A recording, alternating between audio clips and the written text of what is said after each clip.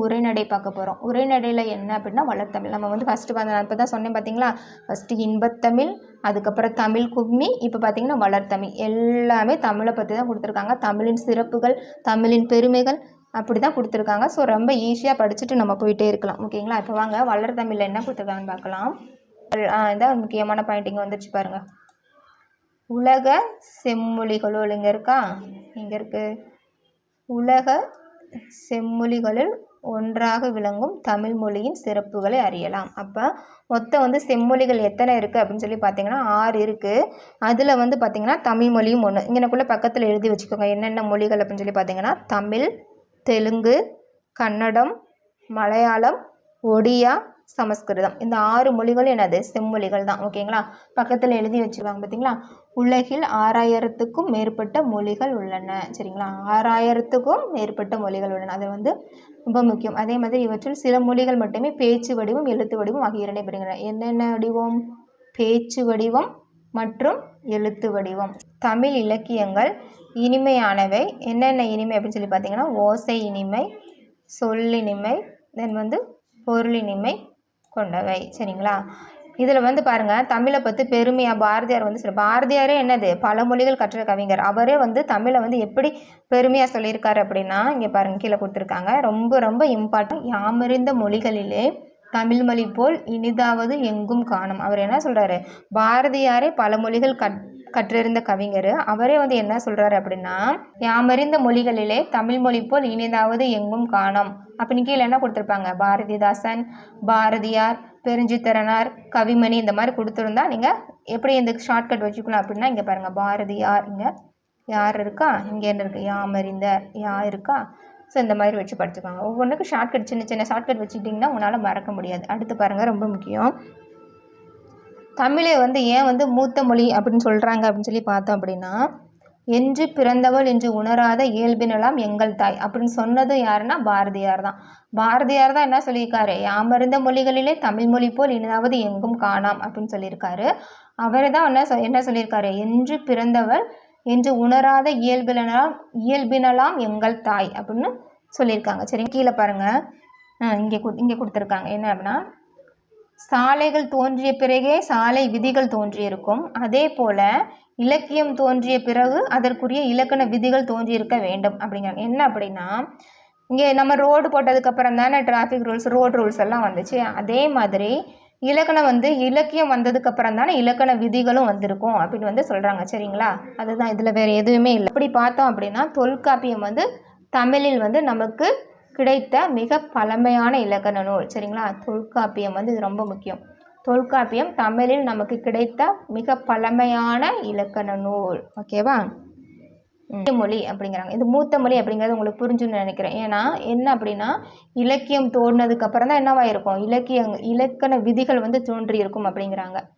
அதுக்கப்புறம் பார்த்தோம் அப்படின்னா எளிய மொழி. எளிய மொழி அப்படின்னா தமிழ் மொழி பேசவும் படிக்கவும் எழுதவும் உகந்த மொழி அப்படிங்கிறாங்க. இதில் ரொம்ப முக்கியம் என்ன அப்படின்னு சொல்லி பார்த்தீங்கன்னா இந்த கீழே கொடுத்துருக்காங்க பாருங்கள். இதை பாருங்கள், இதுதான் வந்து ரொம்ப முக்கியம். வலஞ்சொலி எழுத்துக்கள், இடஞ்சொலி எழுத்துக்கள் கேட்பாங்க. வலஞ்சொலி எழுத்துக்கள் என்னென்னு இந்த மாதிரி ஆப்ஷன் கொடுத்து ஆ, ஏ, நா, யா, லா அந்த மாதிரி கொடுத்து இந்த ரெண்டையும் மிக்ஸ் பண்ணி வலஞ்சொலி எழுத்துக்கள் எது அப்படின்னு சொல்லி கேட்கலாம். அதே மாதிரி இடஞ்சொலி எழுத்துக்கள் எது அப்படின்னு சொல்லி கேட்கலாம். இது எப்படி நீங்கள் ஞாபகம் வச்சுக்கலாம் அப்படின்னு சொல்லி பார்த்தீங்க அப்படின்னா இப்படி வளைஞ்சு வலது கையில் இப்படி வலப்பக்கம் வருது பார்த்தீங்களா, அதுதான். சரிங்களா? ஸோ இந்த மாதிரி வந்து அது வந்து வலஞ்சொலி எழுத்துக்கள். அடுத்து பார்த்தோம் அப்படின்னா இடஞ்சொலி எழுத்துக்கள். சரிங்களா? இடஞ்சொலி எழுத்துக்கள் இதை எப்படி ஞாபகம் வச்சுக்கோங்க அப்படின்னா இந்த டா, டா, யா, லா இருக்குல்ல, அந்த இல்லு மேலே ஒரு புள்ளி வச்சுக்கோங்க, டயல் அப்படி வச்சுட்டு இப்போ வந்து நம்ம சாப்பிட்டுட்டே இருக்கோம். நம்ம இந்த கையில் சாப்பிட்டுட்டு இருக்கும்போது யாருக்காவது ஃபோன் பண்ண சொல்கிறாங்க. அப்போ நம்ம எந்த கையில் டயல் பண்ணுவோம், இடது கையில் தானே டயல் பண்ணுவோம்.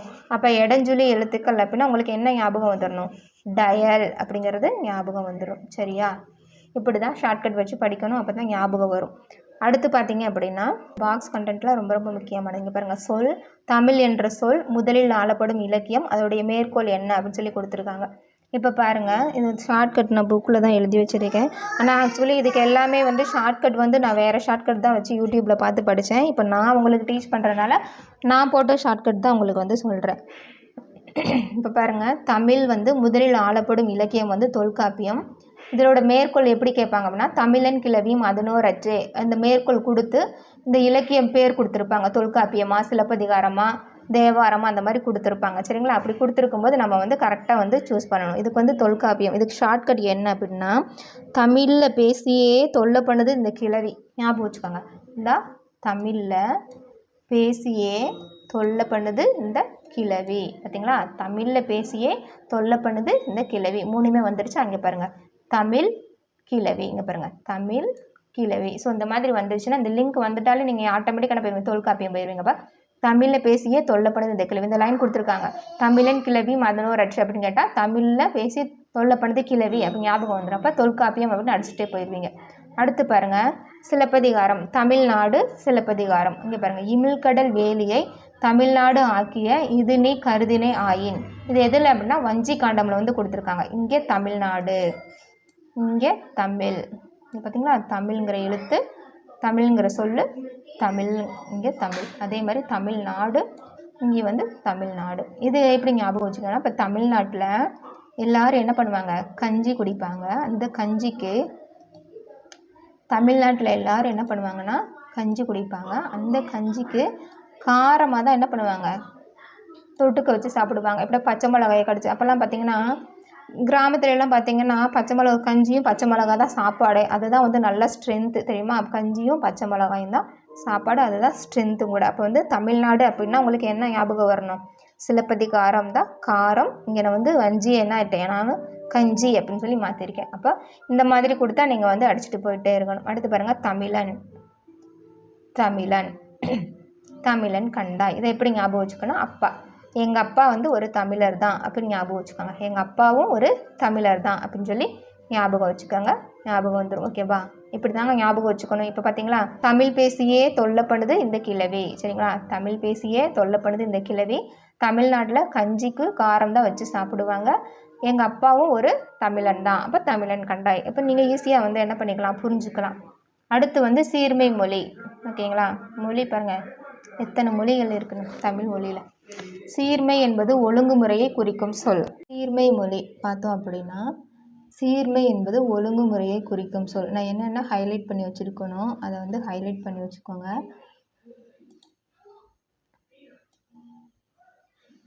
ஒழுங்குமுறையை குறிக்கும் சொல் பாருங்கள், உயர்திணை அக்ரிணை என உயர்திணை அக்ரிணை என இருவகை திணைகளை அறிவோம். உயர்திணையின் எதிர்ச்சொல் தாழ்திணை என அமைய வேண்டும்.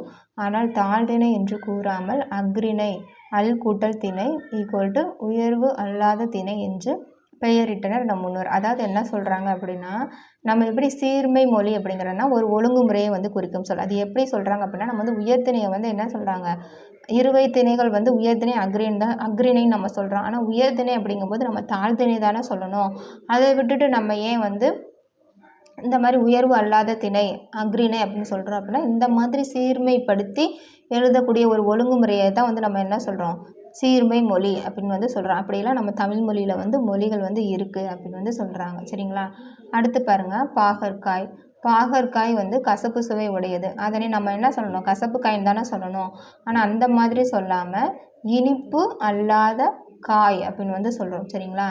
இனிப்பு அல்லாத காய். இந்த இடத்துல பாகற்காய் அப்படின்னா பாகு அப்படின்னா உங்களுக்கு என்ன, அது இனிப்பு. அல் அப்படின்னா அல்லாத, காய் அப்படின்னா காய். ஸோ இந்த மாதிரி என்ன பண்ணுறாங்க, அந்த மொழியை வந்து என்ன பண்ணுறாங்க, ஒரு ஒழுங்கு முறையில் அமைச்சு கொண்டு வர்றதான் வந்து சீர்மை மொழி அப்படின்னு வந்து சொல்கிறாங்க. ஓகேங்களா? அடுத்து போகலாம். இங்கே பாருங்கள், இதில் ரொம்ப முக்கியம் என்ன அப்படின்னு சொல்லி பார்த்தீங்கன்னா, அந்த பூவின் 7 நிலைகள் வந்து கேட்பாங்க. அந்த இங்கே கொடுத்துருப்பாங்க, இங்கே கீழே இங்கே கொடுத்துருக்காங்க. பூவின் 7 நிலைகள் வந்து கேட்பாங்க. அதோட வரிசைப்படுத்த சொல்லுவாங்க. பார்த்தீங்கன்னா இங்கே பாருங்கள், அரும்பு. அரும்பு இது வந்து அரும்பு. இப்போ தான் வந்து என்னது, மொட்டோட இந்த மொட்டுக்கு முன்னாடி ஸ்டேஜ் தான் வந்து அரும்பு. அரும்பு இது வந்து மொட்டு, முகை, மலர். இங்கே ரைமிங்கில் வரும் பாருங்கள், மலர் அலர் ரைமிங்காக வருதா. அதுக்கப்புறம் வி அப்படிங்கும்போது இங்கே என்னது, அலர் அப்படிங்கிறது நல்லா மலர்ந்துருச்சு. வி அப்படிங்கிறது வந்து வாட ஆரம்பிக்குது. அதுக்கப்புறம் என்னது, வாடி கீழே என்னது மண்ணில் விழுந்துருது. அதான் செம்மண் கூட வச்சுக்கோங்க. செம்மண் மண்ணில் வந்து விழுந்துருது. அப்போ வந்து அரும்புங்கிறது உங்களுக்கு தெரியும், அரும்பு மொட்டு அப்படிங்கிறது உங்களுக்கு தெரியும்.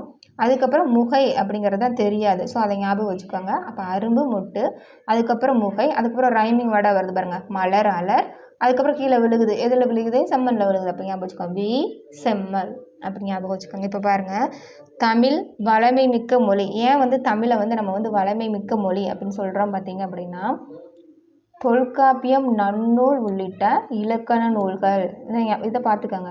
இலக்கண நூல்கள் எதுன்னு பார்த்துக்கணும். அதே மாதிரி சங்க இலக்கியங்கள் அப்படின்னா என்னன்னு தெரிஞ்சுக்கணும். அதே மாதிரி இங்கே பாருங்கள், அறநூல்கள் அப்படின்னா என்னென்னு தெரிஞ்சுக்கணும். காப்பியங்கள் அப்படின்னா என்னென்னு தெரிஞ்சுக்கணும். இதில் வந்து கன்ஃபியூஸ் ஆகக்கூடாது. காப்பியங்களை கொண்டு போய் இலக்கியங்களையும், நூல்களை கொண்டு போய் அறநூல்களை கொண்டு போய் இலக்கண நூல்களையும் என்ன பண்ணக்கூடாது, நம்ம வந்து மாற்றி மாற்றி சொல்லிக்கிட்டு இருக்கக்கூடாது. தெளிவாக படிக்கணும். இங்கே பாருங்கள், தொல்காப்பியம், நன்னூல் உள்ளிட்ட இலக்கண நூல்கள், அதே மாதிரி 8 தொகை 10 பாட்டு ஆகிய சங்க இலக்கியங்கள், அதுக்கப்புறம் திருக்குறள், நாலடியார் முதலிய அறநூல்கள், அதுக்கப்புறம் பார்த்திங்கன்னா சிலப்பதிகாரம், மணிமேகலை முதலிய காப்பியங்களை கொண்டது தான் என்னது, வளமை மொழி. அதனால தான் வந்து என்ன சொல்கிறாங்க, தமிழை வந்து வளமை மொழி அப்படிங்கிறாங்க. ஓகேங்களா? தான் ஓரெழுத்து ஒருமையில் கேட்பாங்க. மா அப்படின்னா விலங்கு, மரம், பெரிய, மா பெரிய, அதுக்கப்புறம் திருமகள், மா அப்படின்னா அழகு, அறிவு, அளவு, அழைத்தல், துகள், மேன்மை, வயல், வண்டு. ஸோ இந்த மாதிரி இந்த ஓரெழுத்து ஒரு மொழி மொத்தம் வந்து 42 இருக்குது. அது பின்னாடி கிளாஸஸில் வரும், அப்போ பார்க்கலாம். இதை வந்து ஹைலைட் பண்ணி வச்சு படிச்சுக்கோங்க. அடுத்து வளர்மொழி. வளர்மொழி அப்படின்னா என்ன அப்படின்னா, தமிழுக்கு முத்தமிழ் என்னும் சிறப்பு பெயரும் உண்டு. அதை தான் என்ன சொல்லுவோம், இயல், இசை, நாடகம், இது 3 சேர்ந்தது தான் நம்ம வந்து என்ன பண்ணுவோம், முத்தமிழ் அப்படின்னு சொல்லுவோம். அதை தான் இங்கே கொடுத்துருக்காங்க, இயல் தமிழ், இசைத்தமிழ், நாடகத்தமிழ். இயல் தமிழ் அப்படின்னா என்ன அப்படின்னா, இயல்பாகவே என்ன பண்ணுவாங்க, நம்ம எண்ணத்தை வந்து வெளிப்படுத்துறது, நம்ம இயல்பாகவே நினைக்கக்கூடியது தான் வந்து இயல் தமிழ். இசை தமிழ் என்னென்னா மியூசிக், இசையை கேட்டாலே நம்மளோட உள்ள அப்படியே என்னது, அப்படியே மகிழ்விக்குமா உள்ளத்தை. இசையை கேட்டாலே எல்லோரும் என்ன பண்ணிடுவாங்க, ஜாலி ஆயிடுவாங்கள்ல, அப்போ மகிழ்விக்கும்.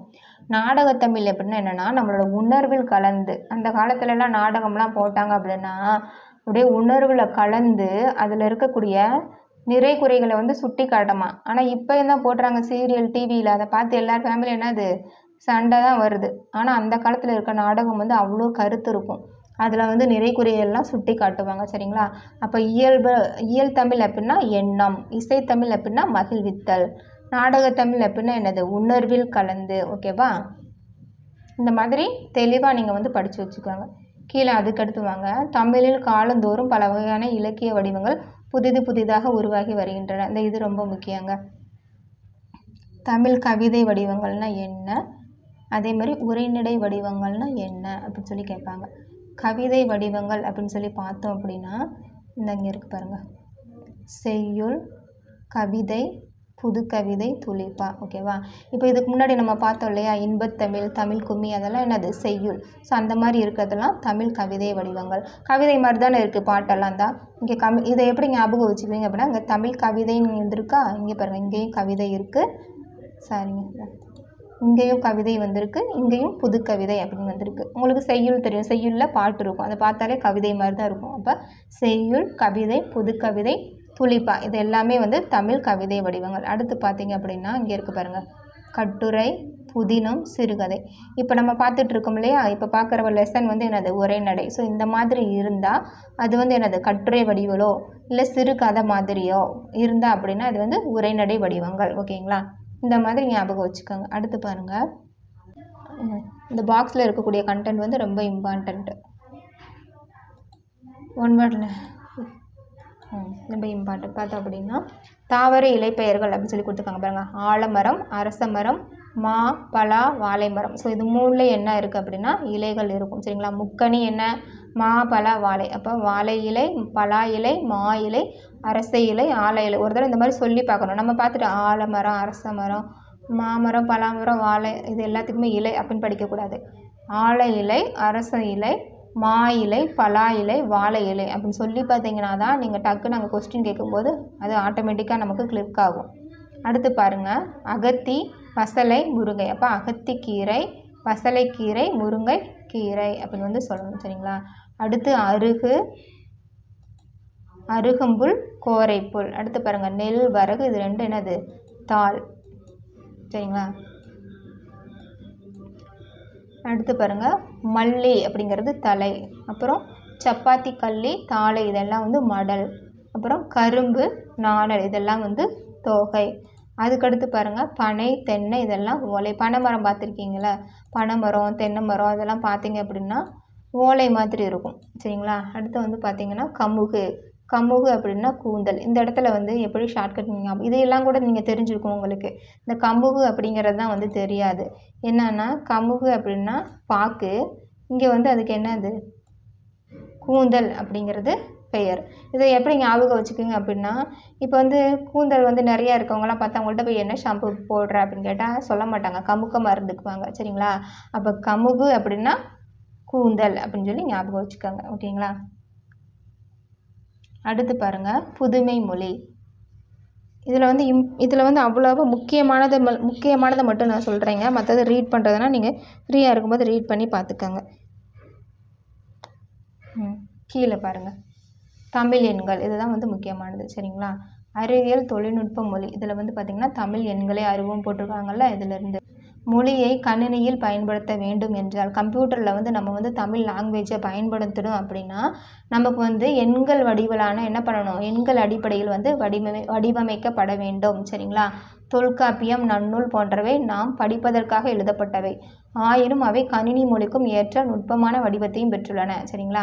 அப்போ வந்து தமிழ் மொழியை வந்து நம்ம வந்து கம்ப்யூட்டரில் யூஸ் பண்ணணும்னா அதுக்குரிய எண்கள் தான் வந்து இங்கே கொடுத்துருக்காங்க.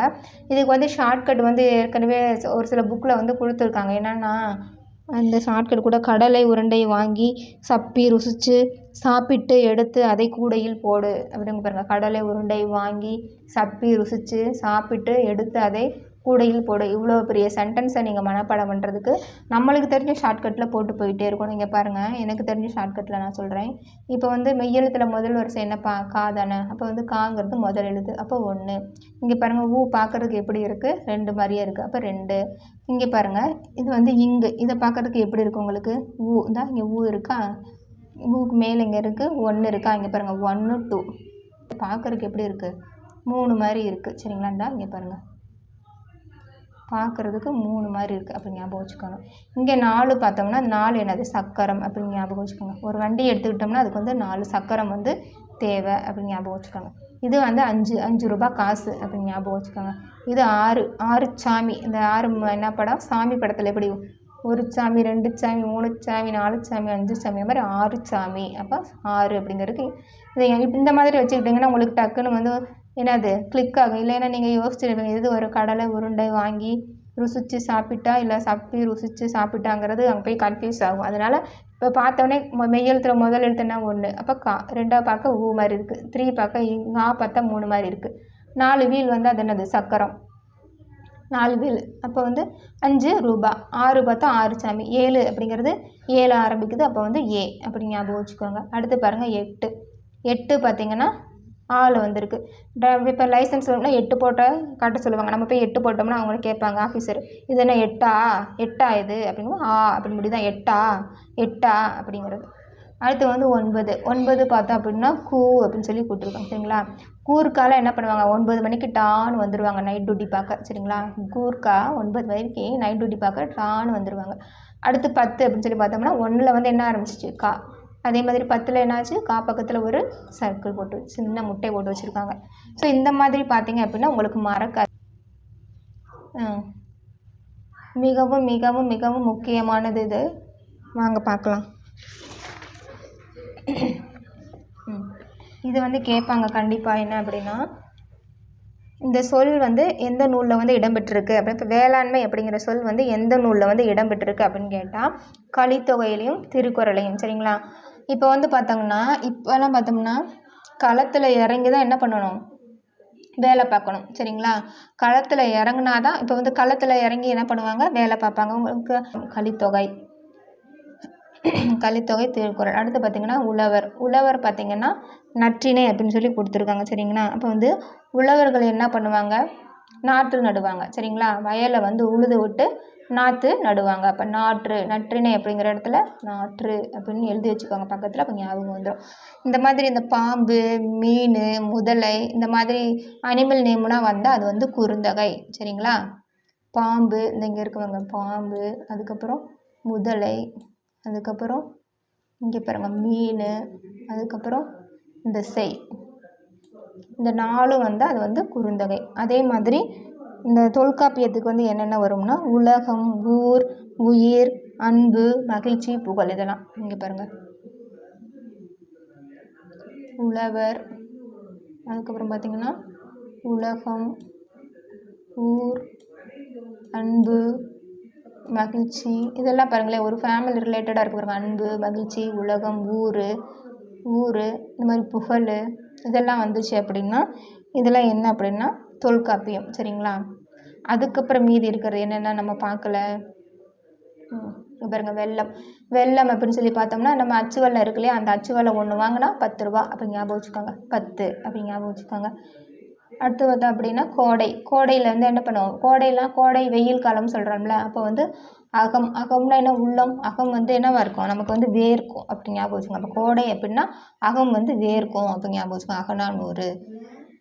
அடுத்து வந்து பார்த்தா மருந்து அப்படின்னு சொல்லி பார்த்தோம்னா அகநானூறு, திருக்குறள், இது ரெண்டுலேயும் வந்து என்னது கொடுத்துருக்காங்க. திருக்குறள் படித்தோம் அப்படின்னா அதில் இருக்குது நமக்கு நிறைய வழிகள் சரிங்களா. அப்போ வந்து அதில் மருந்துக்கும் நமக்கு வழி இருக்குது அப்படின்னு ஞாபகம் வச்சுக்கோங்க சரிங்களா.